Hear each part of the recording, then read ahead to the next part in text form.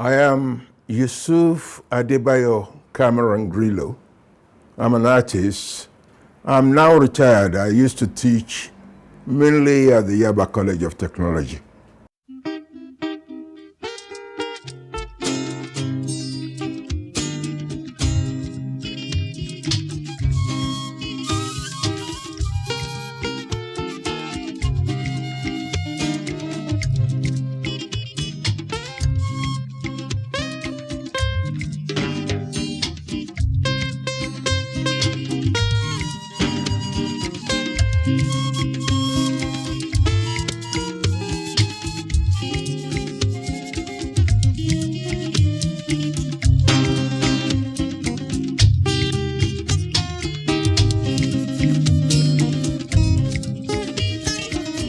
Ìròyìn rere ló jẹ́ fún gbogbo wa àwọn ọmọ Áfíríkà àdìde. Ìròyìn rere ló jẹ́ fún gbogbo wa àwọn ọmọ Áfíríkà àdìde.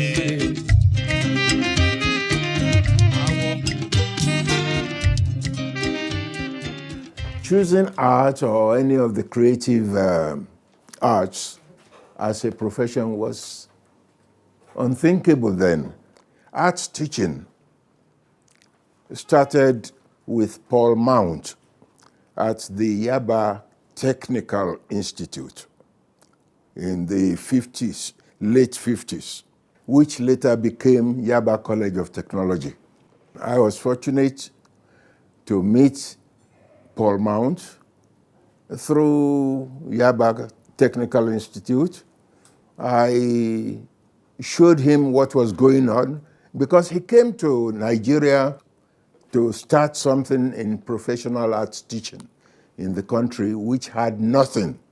So Paul Mount was the first one to start inviting Nigerians who were interested in creative visual arts to come with no structure, no entry requirements, excepting that you are interested.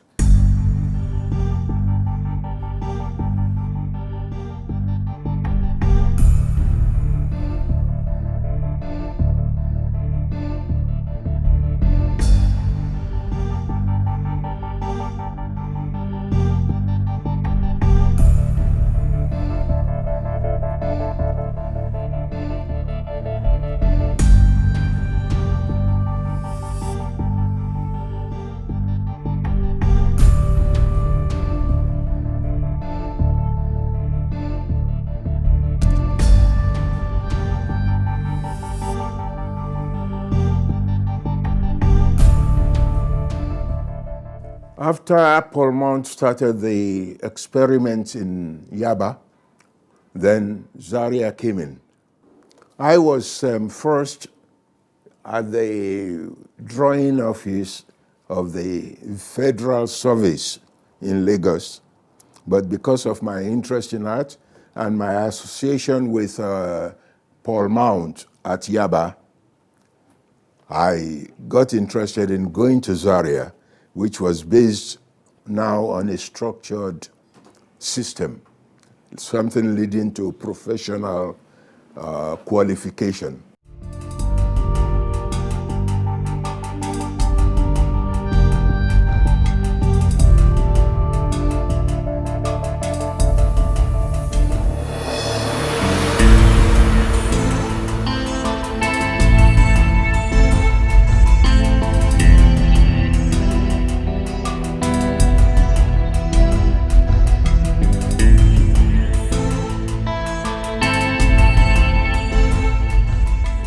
We were students under British teachers teaching strict academic subjects.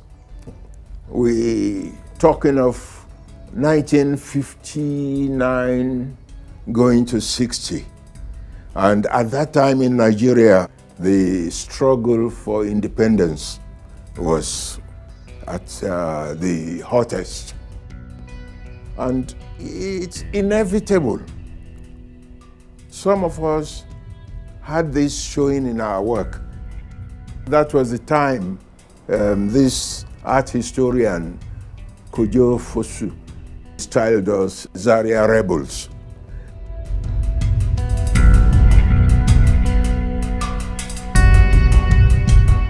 But personally, I didn't see us rebelling against anything.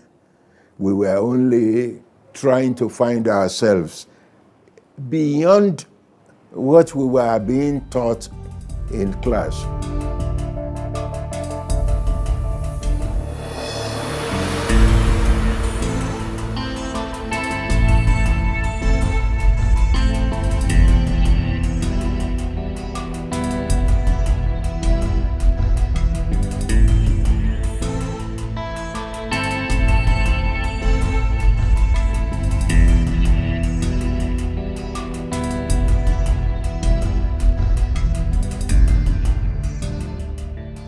Most of us who were in Zaria came out to influence what happened in the education scene in Nigeria.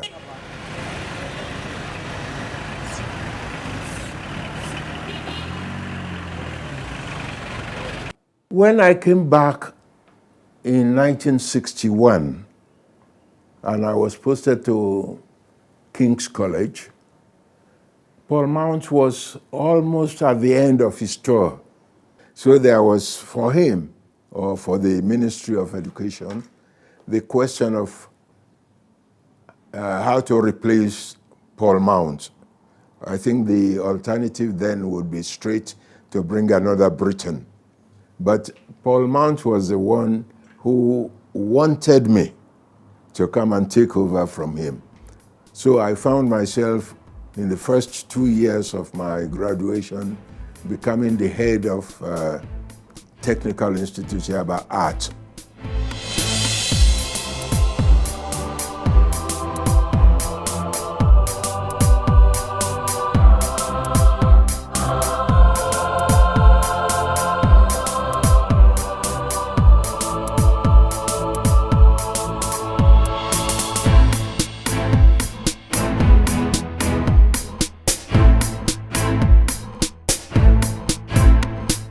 After 1961, many of us who came out of Zaria fell happily into the receiving hands of architects, British mainly. They were very interested in artists and incorporating art into their architecture.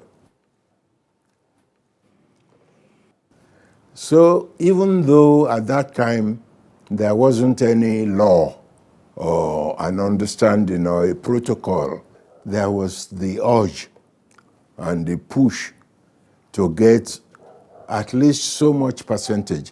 I think it's between 1 and 10% of the cost of building dedicated to artistic embellishment of the architecture. But as Nigeria became more and more independent, Nigerian architects took over from some of the British architects, and patron in that line dwindled.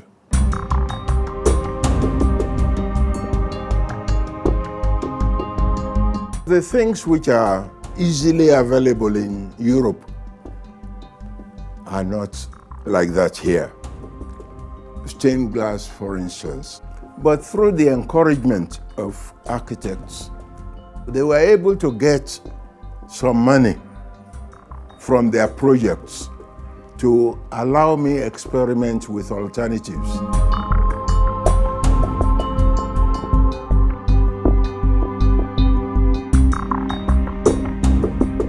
Chapel of the Healing Cross was managed by a late Professor Lighton. He was very passionate about quotations from the Bible. And it was through that St. Dominic's came.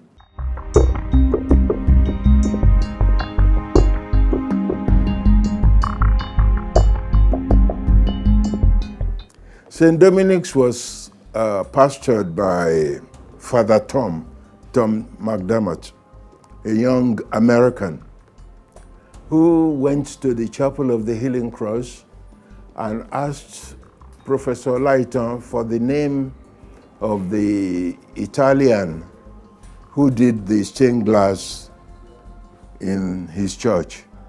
And Professor Lighton laughed and said, "My dear father, the man who did the stained glass here is not an Italian to start with, and more than that, he is not even a Christian. His name is Yusuf Grillo."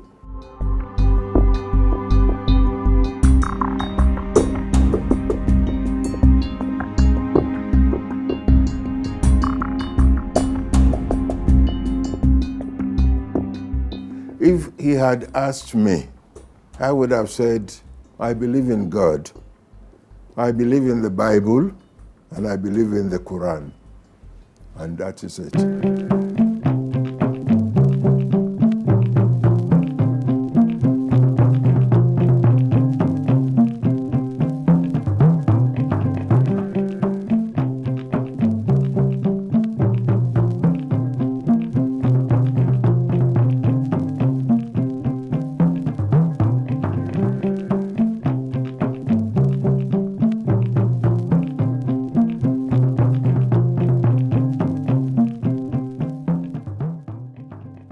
The way I paint is I am telling a story with every canvas. I begin the story, I tell it when I get to a stage. I probably am tired, I leave it off. Sometimes I forget about it until much later when I come back and see what I've done about that story, and the painting is resurrected.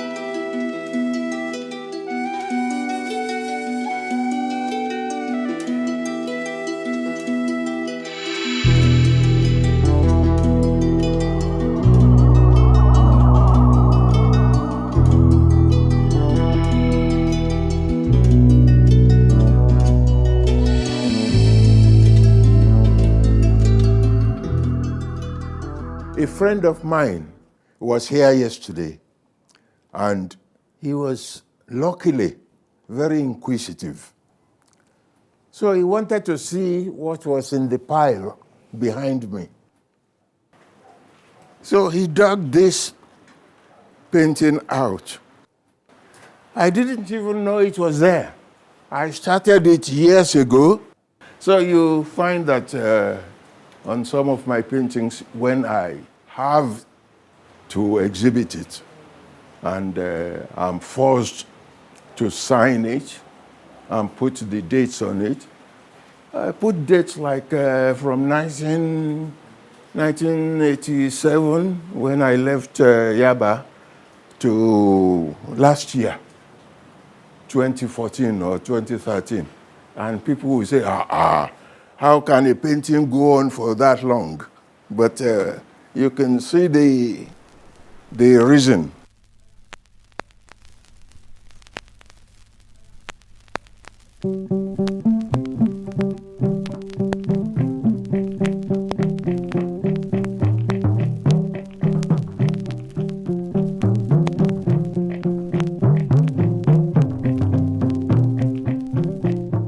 This is Awokpa procession. Awokpa, for those who are Yoruba, is the cult of traditional policemen.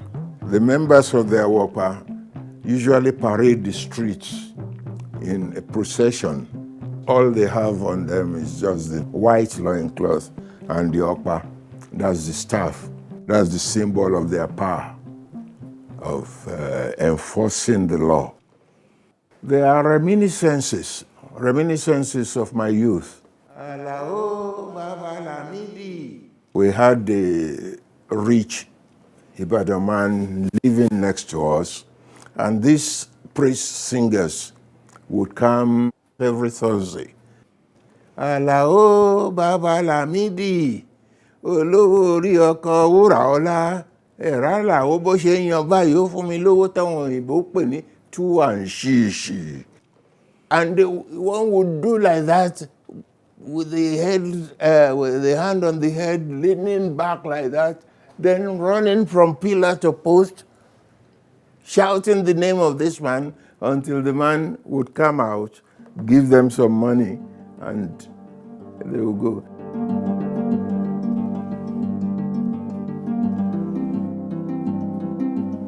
The inspiration for this was during the Civil War. In this particular case, there is a carpenter who has a bicycle who had to take his wife and child away from danger.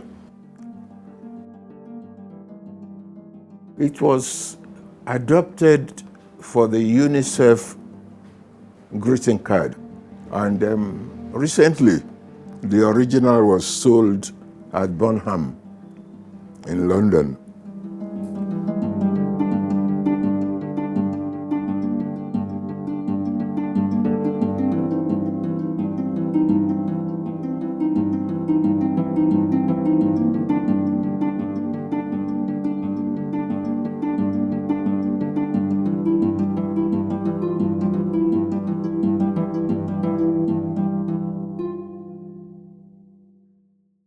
When it comes to colors, I've been asked this question many times by different people.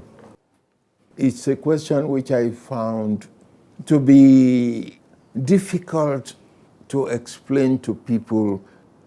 So, to keep people happy, at times I've said, oh, blue was the only color I had available. I got a present of lots and lots of blue tubes. I've designed so many answers, which was just to keep people quiet. But it is so because the simple answer is the fact that the artist expresses who he or she is. So the fact that more of my subjects excite me to use blue and purple and so on, is just because I am who I am. C'est fini.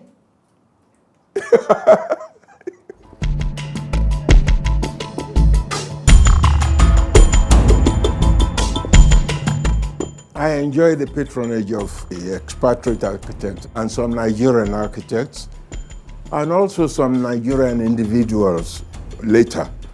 But now, at an age, I don't really need patrons per se, but I still practice. And I have to acknowledge the encouragement of one particular individual, Kavita Chelarams. For years, I used to go to him saying, Prof, can you give me a work for the auction? Can you give me a work for the auction? He said, I'm not working. I don't have anything here. When I have something, I'll let you know. So then finally I came in and I said, okay, how about a glass?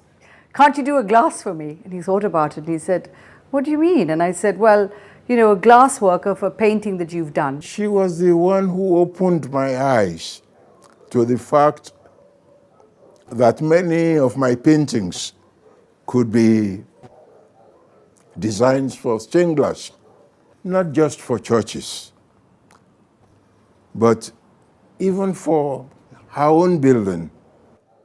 And then he thought about it and he started working. And one fine day he calls me up and he says, I want you to come back to the studio. And so I go back and I see a glass work. And he said, you inspired me and that is what I'm doing at the moment. And it keeps growing. I keep finding that doing work in glass from my painting open my eyes back to the painting. So both the glass and the painting have been complementing each other since then, and it's so exciting.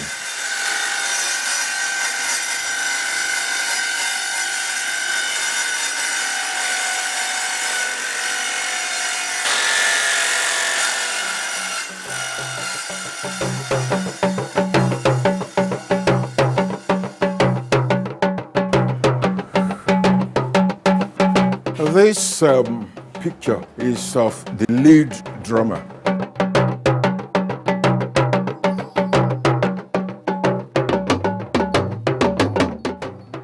Always fascinated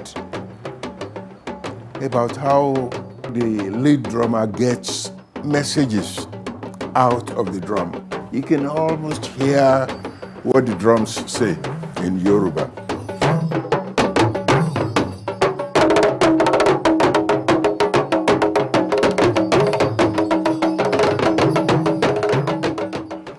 Now this is about the king and queen, Kabiyesi and Olori. The intention in this painting is to show that the queen is the one directing the king.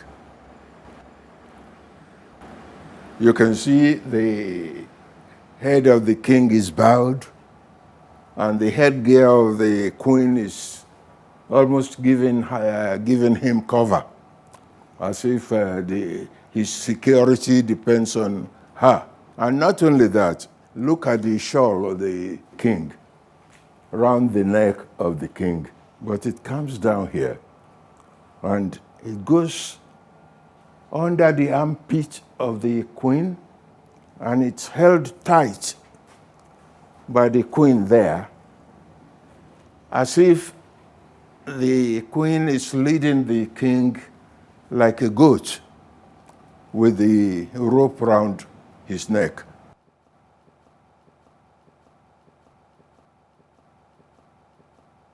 This is about two sisters going to a family festival. But the two sisters are radically different in character. One is very worldly, but the other one is so reserved and so religious. It's the rejection of the world that is the main subject of the painting.